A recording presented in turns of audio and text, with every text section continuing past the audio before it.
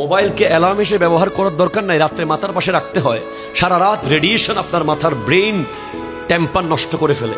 বাসায় অ্যালার্ম ঘড়ি কিনবেন আলাদা, রাতে ঘুমানোর সময় মোবাইল থাকবে মিনিমাম 10 হাত দূরে,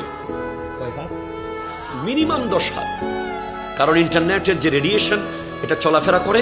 যদি মাথার পাশে, অনেকে তো বালিশের তলে মোবাইল রাখে, অনেকে মোবাইলের হেডফোন লাগায় ঘুম। হাই হাই হাই হাই না। আজকে আমাদের যুবকরা অ্যাকর্ডিং টু সায়েন্স, ওনাকে জিজ্ঞেস করেন 20 বছর আগের কথা, উনি স্পষ্ট বলে দিবে। ইনি 30 বছর আগের কথা এখন একেবারে ফ্রেশ বলতে পারবে, কিন্তু এই প্রজন্মের যুবকরা 3 দিন আগের কথা বলতে পারবে না। কারণ স্মার্টফোন আমাদের ফ্রন্টাল পার্ট, যেটা মস্তিষ্কের, এটাকে প্রতিনিয়ত ক্ষয় করে ফেলছে।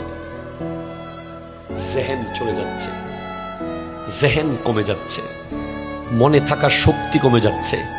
শর্ট টাইম মেমোরি থেকে লং টাইম মেমোরিতে পড়ালেখাগুলো যাচ্ছে না।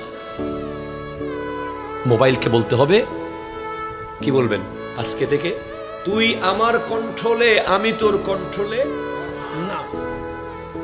হাত ঘড়ি ইউজ করবেন, কি ইউজ করবেন? আমি শুধু এটা ইউজ করি, এটার দিকে যেন তাকাইতে না হয়। ঘড়ি না থাকলে মোবাইলে তাকাইতে হয় না টাইম দেখার জন্য। তাহলে ডেলি 50 বার তাকানো বন্ধ হয়ে গেছে ঘড়ির কারণে।